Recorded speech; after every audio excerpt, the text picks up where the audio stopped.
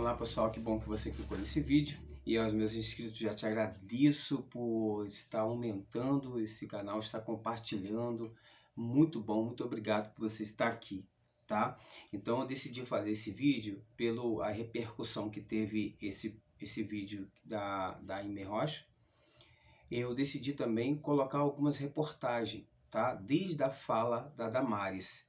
Então, eu já agradeço, peço que você compartilhe. Esse é um conteúdo um pouquinho mais longo, mas tem muitas reportagens aqui dentro para que a gente veja a veracidade desta situação, a qual muitos na época falou que era sensacionalismo, outras pessoas muito importante, né, na sociedade, na alta sociedade, ficaram contra a fala, né, a denúncia da Damares, e eu quero trazer isso agora para a honra e glória do Deus Todo-Poderoso, que não deixa nada ficar encoberto, ok? Veja a reportagem ou o que o repórter disse. Começou agora com uma ação civil pública pedindo que a União e a senadora Damares Alves indenizem em 5 milhões de reais a população do arquipélago do Marajó.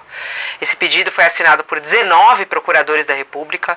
É uma resposta às declarações falsas que foram dadas pela ex-ministra. Ela era ministra da Mulher e dos Direitos Humanos em outubro do ano passado. Durante um culto evangélico em Goiânia, ela soltou ali frases absurdas, né, e que ela jamais comprovou, né, o que ela estava falando ali. Na ocasião, Damares alegou que as crianças do Marajó, elas tinham dentes arrancados, comiam comida pastosa e eram traficadas para exploração sexual. Nada disso é verdade, nada disso foi comprovado.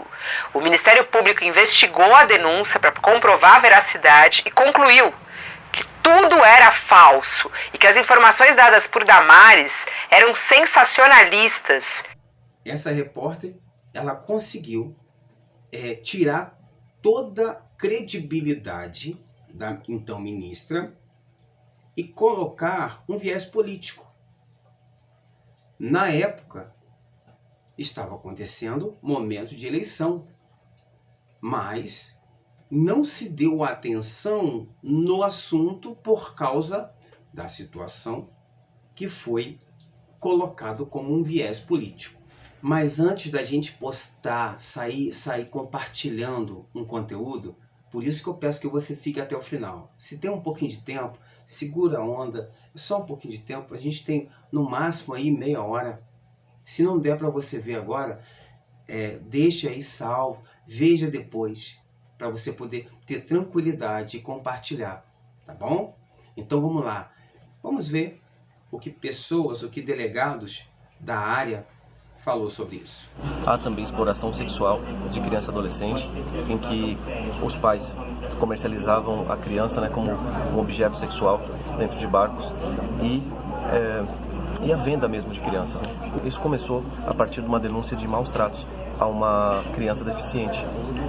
Ela não conseguia se expressar e ela tinha muito trauma quando se relacionava a qualquer toque masculino nela. Somos investigados, descobrimos que ela convivia com uma pessoa que era conhecida na região como pai e avô, e a partir daí ela já era neta, filha dele, e também o abuso estava acontecendo de forma em cascata. Aconteceu com a mãe passou a ser conivente com o caso, possivelmente vítima do aprisionamento psicológico que ele ocasionou na mãe, e estava submetendo toda a família a essa série de abusos. Agora vão ser responsabilizados pelo crime de estupro de vulnerável majorado, e com cada caso, né, um concurso material, e nós vamos encaminhar aí à disposição da Justiça. Nosso objetivo é acabar com essa prática no nosso arquipélago do Marajó, em especial na cidade de Moaná. A Polícia Civil, sensível às várias denúncias de abuso e exploração sexual na região do Marajó, decidiu por bem realizar e deflagrar uma operação de combate e repressão a esse tipo de crime. Então foram 3 meses de investigação, onde a Superintendência Regional do Marajó Oriental trabalhou essas informações, conseguiu colher através de escutas especializadas informações dessas crianças vítimas, né, onde foi então representado pelas prisões junto ao Poder Judiciário que também sensível à causa, deferiu esses pedidos de prisão. Então, entre os dias 4 e 6 de agosto, foi deflagrada a operação para cumprimento dos mandados, resultando no total de 20 pessoas presas. 18 homens adultos, uma mulher adulta e um adolescente apreendido. O CPC Renato Chaves vai realizar os exames pendentes nas vítimas, também nos acusados, para poder fazer a comparação genética de DNA, certo? E aí os presos estão sendo encaminhados agora para o sistema prisional. E tem mais. Depois desses delegados fazerem essa busca, outros canais também fizeram alguma reportagem, nós temos o corte, nós vamos então ver alguma parte da investigação. Olha isso.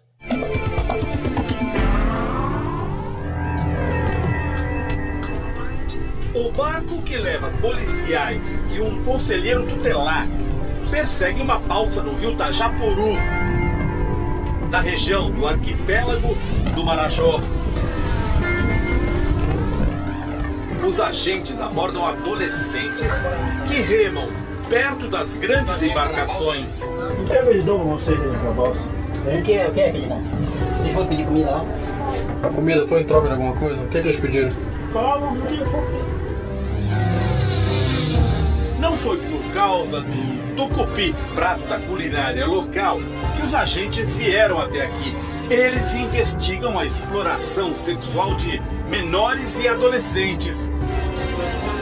Esta menina, hoje com 13 anos de idade, foi pega numa balsa. Tinha 11. Na época, ela foi levada para o conselho tutelar. A perícia constatou que já tinha tido relações sexuais. A mãe recebeu uma advertência: não deixar a filha remando por conta própria no rio. As fotos registram outro crime comum: o tráfico de combustível desviado. Nesta apreensão, foram encontrados 40 mil litros de diesel, roubados de uma balsa da Petrobras. A carga foi avaliada em R$200 mil. Algumas vezes, o óleo é usado como moeda de troca na exploração sexual de crianças e adolescentes. acontece a exploração sexual, eles vão embora, o tripulante, e os pais e a família, ela fica com prejuízo, porque a maioria das vezes as crianças, as adolescentes, elas ficam grávidas. Para enfrentar a miséria, duas filhas de Dona Maria já foram, como se diz na região, agarrar balsas. Quando ela ia na balsa, ela pegava dinheiro dos homens. E de repente você pode pensar assim, poxa, a Dictão tá falando demais. Eu vou deixar todos os links de todas as reportagens aqui embaixo para que você vai e veja e ouça e tenha as suas próprias convicções, ok? Eu quero te dar maior informações, mas tem coisas que eu não posso falar diretamente aqui. Então, eu vou deixar mais um vídeo para que você veja Marajó. E tem muitas pessoas aí em outras plataformas falando que não está acontecendo isso, não é isso aí, eu não sei o que está acontecendo com as pessoas. Mas são pessoas que também não se importam com o sofrimento de outros. Eu tenho certeza que aí onde você mora, ao lado da sua comunidade, tem acontecido coisas terríveis. Mas eu tenho certeza que você se importa. Então, se você se importa e tem como ajudar, eu tenho certeza que você vai recorrer a uma fonte de ajuda. Você vai pedir ajuda para essa situação e não vai falar só porque você não passa, só porque você não sofre, só porque está tudo bem com você, você não vai falar sobre uma coisa ou pedir ajuda para alguém. Então, como ser humano, sem falar sobre direita e esquerda, mas ser humano. Ok, gente? Um grande abraço para você. Eu peço que você fique até o final. Compartilhe esse conteúdo. Se inscreva no canal. Deixe o seu like, que é muito importante para nós. Ok? Veja o restante desta reportagem. E as crianças e adolescentes numa situação de vulnerabilidade muito grande, com forte índice de alcoolismo. Então, é um contexto marcado por uma miséria muito grande. Então, para mim, fator da desigualdade social é um fator sério a ser considerado e relevado na nossa reflexão e na nossa luta por justiça para essa região. Os direitos da infância e da adolescência devem ser olhados com muito cuidado no contexto do Marajó. Uma das piores formas de violência frequente nesse território é a violência sexual.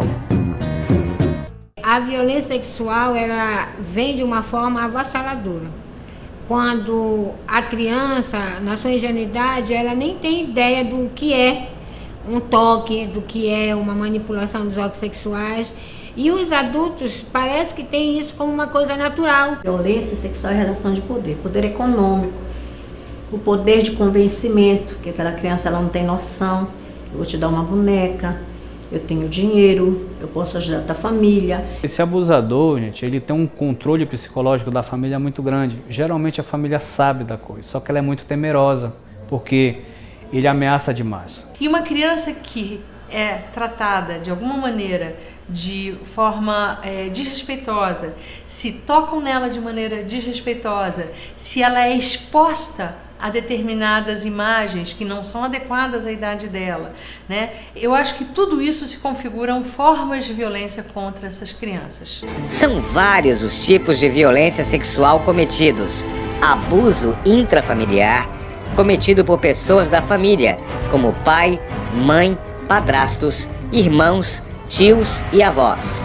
Abuso extrafamiliar, cometido por pessoas de fora da família, como vizinhos, professores, conhecidos e outros. Essas violências demonstram total desrespeito à condição da criança e do adolescente como um sujeito em desenvolvimento. Já acompanhei psicólogas em discussão que o avô dizia: eu não posso ser o primeiro. E o homem disse assim: e com quantos anos é que a gente pode usar as meninas? Aí diz assim: mas não foi ela que estava tomando banho nua no rio e se oferecendo? Responsabilizando, querendo jogar responsabilidade para a criança. Que muitas vezes, devido a essa questão do isolamento, eles mantêm relação com a filha como se fosse a mulher dele. Só que a criança, ela só tem 8 anos. Por exemplo, a gente vê muito aqui homens de 60 anos com meninas de 14 anos. Outra forma de violência sexual ainda presente no Marajó é a exploração sexual, que ocorre quando há comercialização do corpo da criança ou adolescente para fins sexuais. Essa lamentável realidade tem ocorrido nos portos, boates, áreas comerciais, balneários e comunidades rurais mais afastadas dentro do arquipélago do Marajó.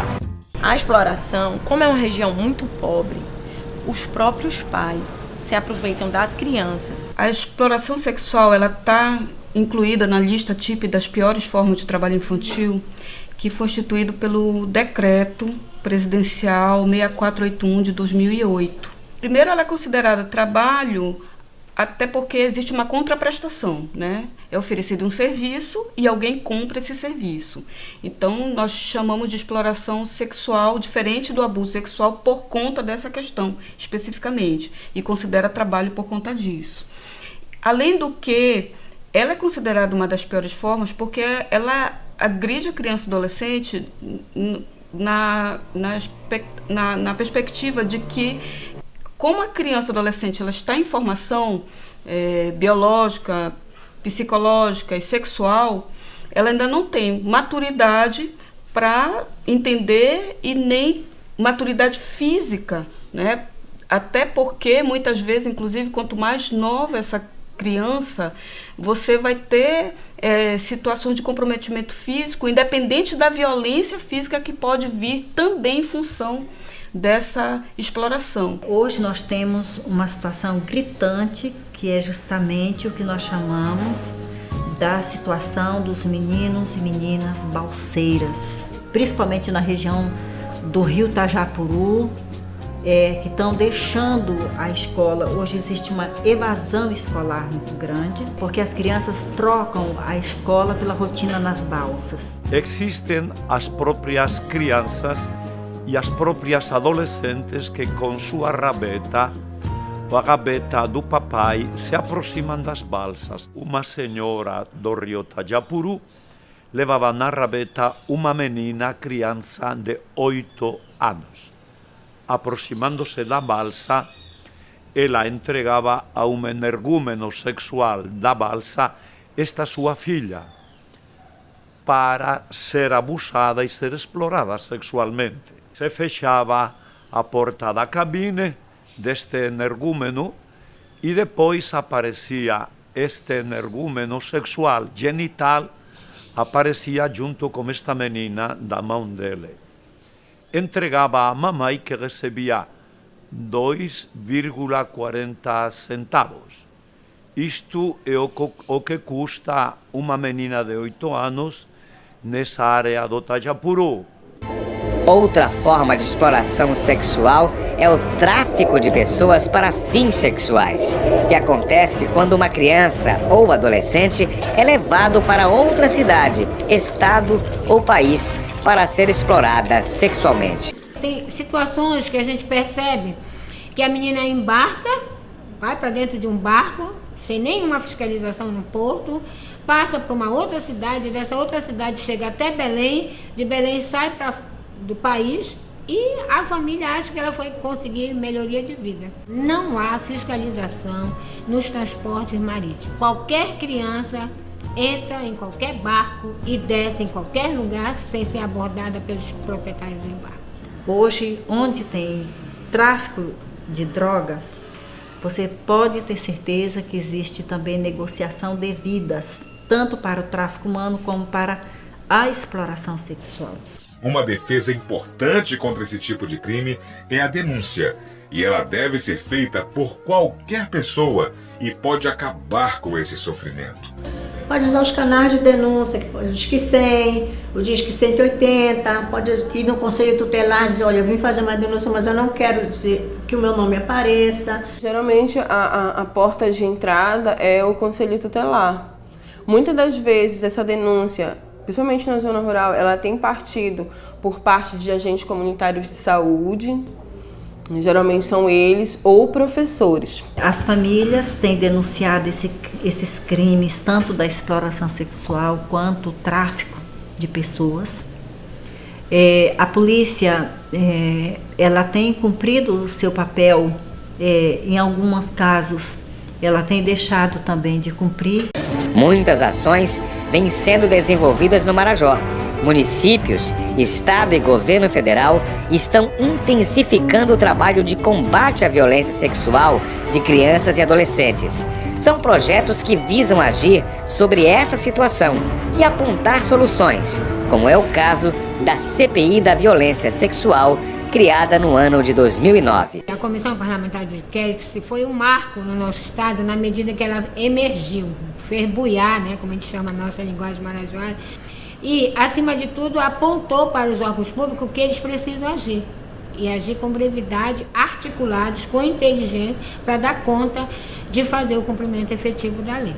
O governo do estado tem atuado lá, né, tem levado barcos com equipes inteiras para a produção de documentos, a questão de subnotificação de registro civil também, que é um problema bastante grave lá, tem feito uma série de ações no sentido de qualificar e capacitar técnicos e gestores. Hoje nós podemos dizer que nós tivemos alguns avanços, né? Nós não podemos negar que hoje nós temos, por exemplo, o segundo plano de enfrentamento do tráfico de pessoas a nível de Estado.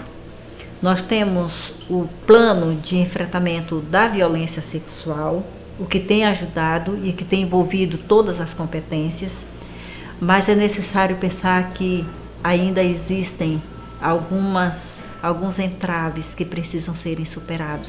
Esses entraves são muitos, porém, devemos trabalhar para ultrapassá-los.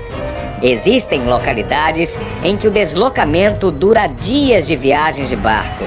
Esse distanciamento deixa crianças e adolescentes numa situação de vulnerabilidade maior do que de outras regiões do estado. Eu entendo também que os municípios hoje, por todo um cenário que é posto, porque tudo acontece no município, ele se vê muitas vezes à mercê e com inúmeras dificuldades de superar as suas dificuldades, que são não somente do município, são do Estado e são de uma nação. A gente faz todo o procedimento. A gente vai, busca, sempre tem algo que não é flagrante ou que não é verdade. E aí soltam a pessoa que está violando o direito. O exame sexológico forense, ele é feito por clínico geral em breve. E geralmente só é detectado se o ímã estiver rompido. E aí a gente não tem um perito nessa área. Mas em relação ao que ele fez, ainda não pagou nada que ele fez com a minha filha, que não vai pagar realmente, mas queria que ele tomasse que tivesse alguma coisa, um ato que acontecesse com ele, para ele sentir na pele o que nós sentimos, que isso não vai voltar, nunca minha filha vai voltar como ela era. A multiplicação deste tipo de crimes tem que ser colocada na consciência das nossas autoridades. Não tem promotor, não tem Ministério Público. Portanto, dos alicerces da sociedade é que o Ministério Público, ao falhar, as primeiras vítimas são as crianças. Pelo que vimos até aqui, a violência sexual de crianças e adolescentes no Marajó é uma triste realidade. A quem cabe buscar soluções? O que cada um pode fazer para mudar esse quadro?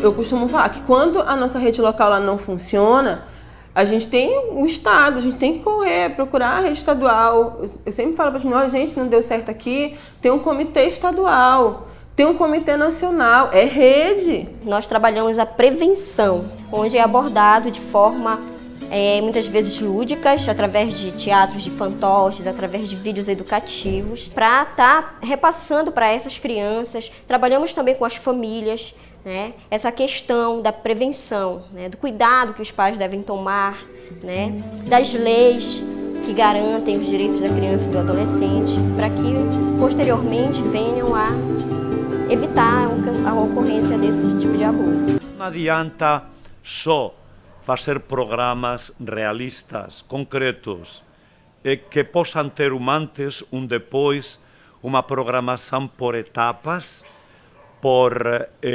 avaliações, por empenho continuado, que isso evidentemente tem que acontecer. Se não existe a reconstrução do próprio ser humano, o qual unicamente pode acontecer pela reconstrução ética, moral da sociedade, e a sociedade paraense, brasileira e marajoara somos os homens e as mulheres que as constituímos, não tem como enfrentar esta problemática. Eu não fiquei acomodado pela minha filha, de eu saber.